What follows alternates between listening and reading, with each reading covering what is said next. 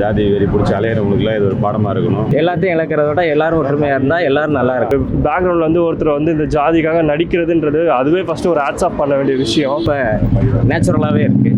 குடும்பத்தோடு வந்து பார்க்கலாம். கவர்ச்சிகள் ஒரு படங்கள் தான் நடிச்சிருந்தார். இதில் வந்து ஒரு மூர்க்கத்தனமான ஒரு நடிப்பை வெளிப்பட்டிருக்காரு தான். பிடிச்சதுன்னா ரஞ்சித் அண்ணனும் முத்தையா அண்ணனும் சேர்ந்து ஒரு கதை பண்ணால் எப்படி இருக்குமோ அந்த மாதிரி தெளிவில். உதாரணத்துக்கு வந்து ஒரு கிரைம் த்ரில்லராகவோ ஒரு பேய் படமாகவோ தான் இருந்தது. ஸ்டண்ட்டு பார்க்குற மாதிரி கொஞ்சம் அதுக்கு நம்ம எல்லாரும் ஒற்றுமையாக இருக்கலாம். ஏன் அவங்க என்ஜாய் பண்ண சில டைமில் வந்து அந்த ஜாதி பார்த்தீங்கன்னா தான் கீழ் ஜாதி மேல் ஜாதி இருக்கிற மாதிரி தான். அது பழைய இதை தான் எடுத்திருக்காங்க.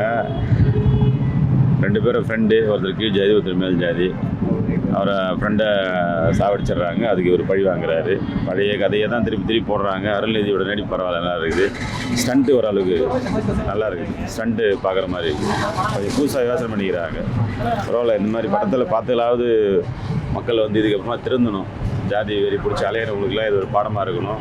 மக்கள் இந்த மாதிரி படத்தில் பார்த்து திருந்துற மாதிரி இருக்கணும். அப்படி திருந்தினா பரவாயில்ல. எங்கே திருந்துறாங்க, அதே மறுபடியும் படத்தை பார்க்குறாங்க, அந்த நேரத்துக்கு யோசிக்கிறாங்க, அதுக்கப்புறம் மறந்துடுறாங்க. பரவாயில்ல. இது வந்து நம்ம அரசியலுக்கும் பணத்துக்கும் தான் தவிர ஒரிஜினலாக யாரும் வந்து ஒரு ஜாதி ரீதியாக பற்றோட இல்லை. எல்லாமே ஒரு அரசியல் பதவிக்காகவும் பணத்துக்காகவும் தான் இருக்கிறாங்களே.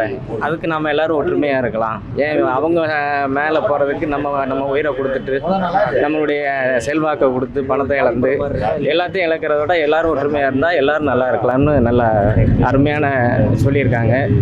அருள்நிதி சார் படத்தில் நடிச்சிருக்காருன்னு சொல்ல முடியாது, வாழ்ந்திருக்காருன்னு தான் சொல்லணும். ரொம்ப நேச்சுரலாகவே இருக்குது. குடும்பத்தோடு வந்து பார்க்கலாம். கவர்ச்சிகள் எதுவும் இல்லை. காமெடியும் நல்லா இருக்குது. எல்லோரும் குடும்பத்தோடு வந்து பார்த்தா ஜாதினா என்ன, ஜாதியை வச்சு எப்படி பயன்படுத்துகிறாங்க இதெல்லாம்